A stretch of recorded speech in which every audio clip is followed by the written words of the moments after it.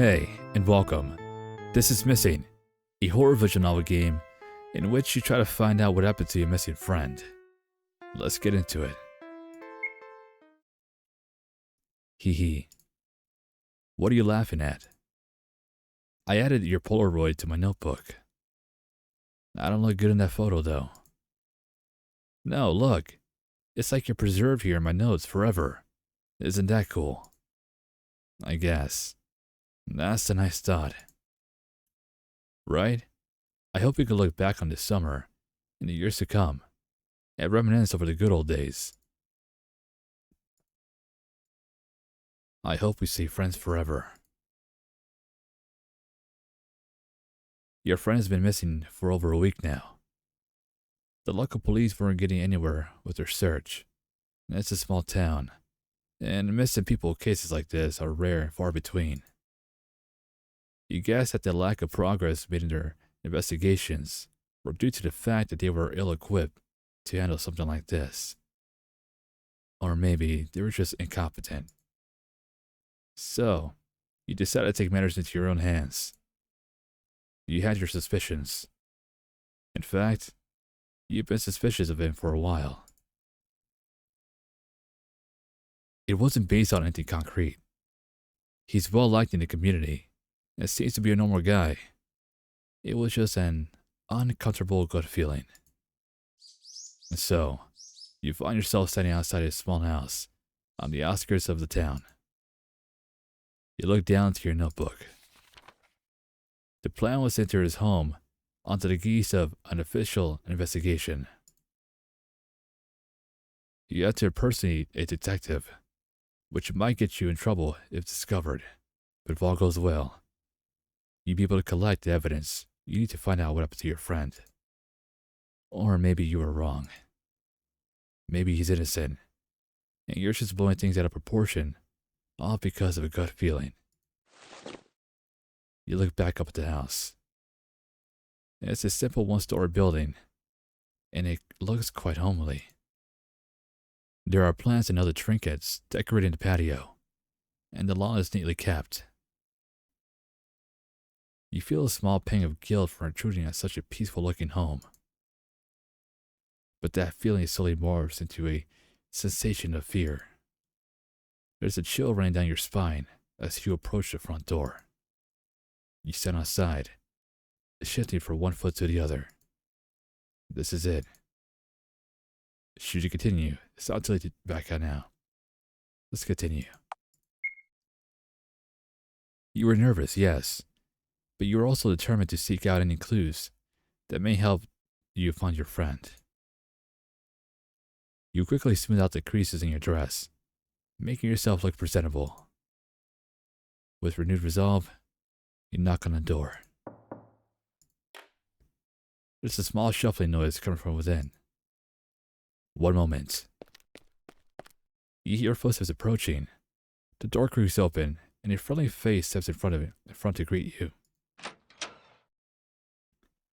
You've seen her around town a few times, but his strikingly unusual appearance always seems to surprise you. Can I help you? His sudden question knocks you out of your stupor. Oh, yes. You pull out a fake badge with a fake identity from your pocket.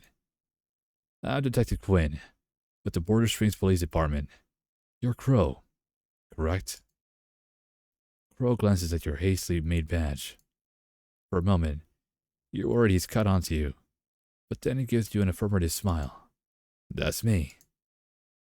I'm just here to ask you a few questions and pertinent to an ongoing person's investigation. Do you mind if I come in? Perfect. Just as you rehearsed.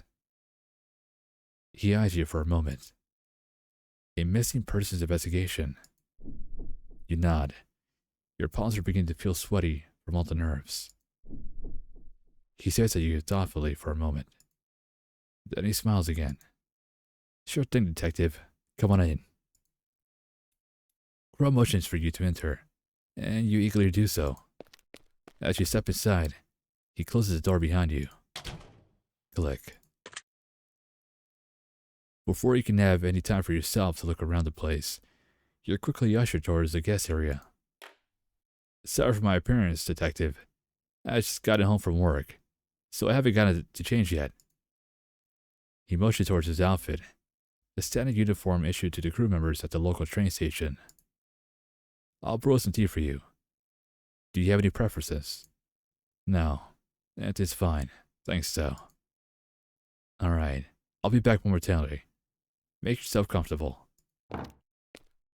You take a seat down at the table, eyes trailing after Crow as he leaves the room. This could be a good opportunity to look around. Yeah, why not? Let's snoop around. Eager to take advantage of his absence, you quickly leave your seat and head towards the hallway. It's a surprisingly long hallway. The place definitely looks smaller from the outside. The lights are all off, save for a yellow glow coming from the last room in the hall. You nervously turn the doorknob of said room and peek inside. It's a walk-in closet. Rows of clothing are neatly hung on the closet rod. Everything is meticulously arranged by color: blue, white, black. You walk deeper into the wardrobe room, a little surprised that people actually have rooms of this size dedicated to clothing alone. And that's when you notice it. Inconspicuously placed on a table full of gloves, a bloodstained pair laid out in the open. You shakily step closer to get a better look, reaching out to pick up the piece of evidence you needed. I came to grab a new pair of gloves, but I didn't expect you to have beat me to it. You nearly jump out of your skin at the sudden noise. Sheepishly, you turn to face Crow, who was leaning against the doorway. Upon your repositioning, he notices a specific article of clothing you were trying to grab. Ah, that. He smiles. I was field dressing in Rapid the other day. Don't worry, I got a license. It was understandable. Many residents of Border Springs participated in the hunting of wild game during the season. But despite that, you still feel chills going down your spine. Now, I am a little uncomfortable with a young lady such as yourself going through my clothes. But we'll call it a day here. I do have some matters to attend to. You nod meekly, embarrassed that he caught you at such a bad time, and you are swiftly escorted out of his home. Ending 2, empty-handed. Alright, so that was ending 2. Now I'm curious, what if we back out instead of trying to continue? You bit your lips nervously. This was a bad idea. There are so many things that could go wrong. For all you know, he could be completely innocent. You'd be accusing him of a crime he didn't do, and trespassing into his private property. On top of that, you'd definitely get into some legal trouble if you were found impersonating an authority figure. Head hanging low, you step back from the door. For a moment, your friend's smiling face flashes in your head. You take one last look at the house, and then you leave. Ended 1, coward. That makes sense. Alright. Last time we snooped around. Let's wait this time. You decide to play it safe and wait for a while reviewing old notes. You pull out your notebook and pen from inside your pockets and flip through the pages. Ah, there he was. Crow.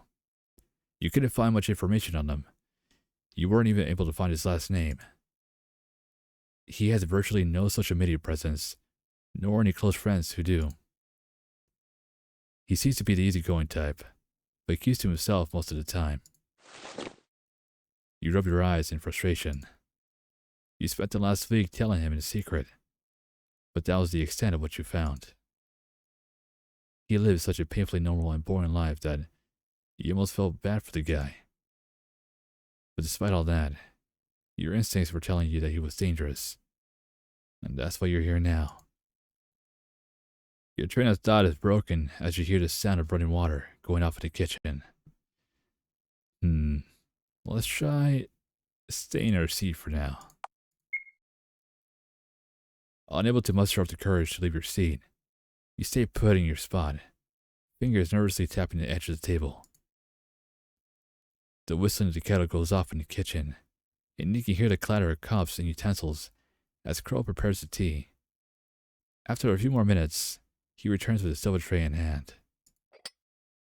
He gently sets down a piping hot cup in front of you. Sugar? I'll pass. He sits down across from you. He doesn't touch his tea.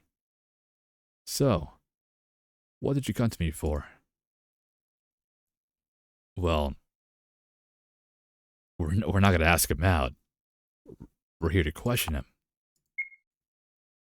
You try to keep up your facade as a detective, asking him questions about his relationships, his personal life, his schedule, and alibi. Of course, you weren't able to pick up any inconsistencies, and your line of questioning was inefficient and lacked substance. This back and forth goes on for about a half an hour, before you decide to finally cut your losses and leave. You rise from your seat, tucking away your notebook, and pen back into your pocket. Will that be all, Detective Quinn? You sigh and give him a small nod, making your way towards the front door. Kroll trails behind you, seeing you out.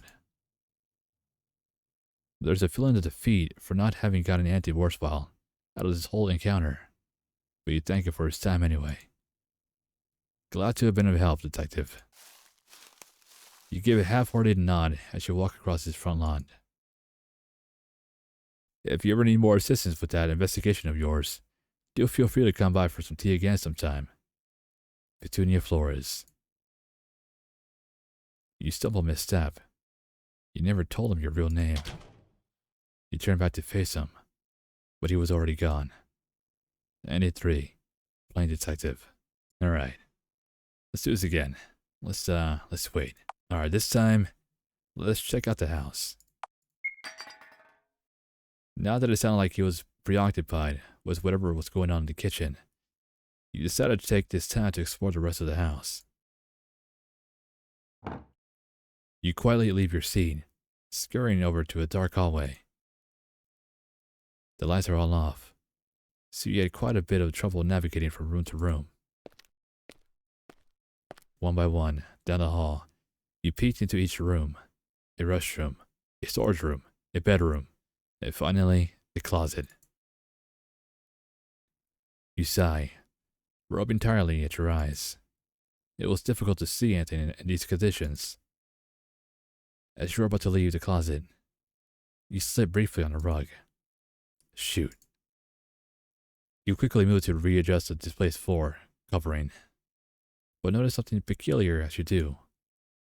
A trapdoor, hidden underneath. You feel your heartbeat quicken. Cautiously, you lift up the heavy door and peer inside. Complete darkness. You take a step down, and then another, until you reach the end.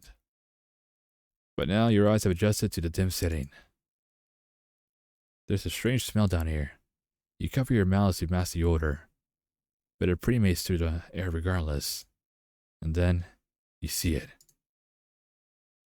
A wall, strewn with pictures of them, your missing friend. Why is this guy doing this? Red ink is scribbled all over every photograph, proclamations of love towards them, and threats of violence towards anyone else who dared interfere. You back up a little at the sight. You froze. That wasn't you. It came from behind. Ah, now you've done it. I was going to let you go, you know.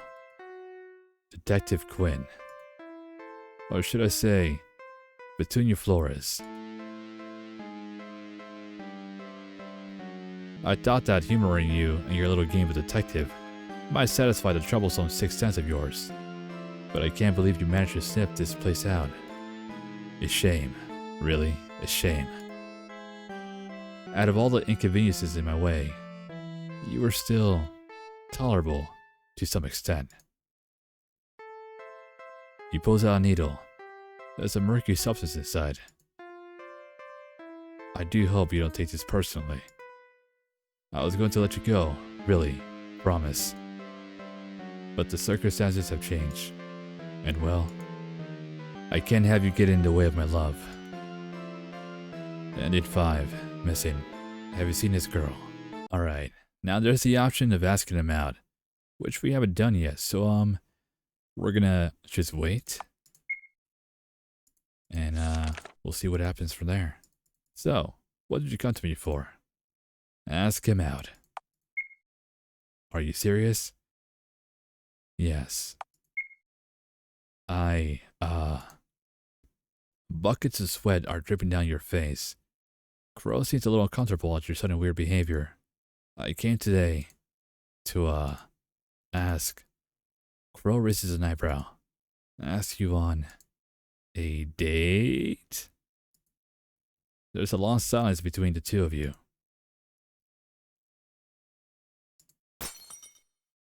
Get out of my house. Yes, sir. Ending 4. Not a dating sim. Fair enough. Well, that was missing. That was a pretty interesting visual novel game. Well, if you guys want to play it, the link will be down in the description below. Alright, later.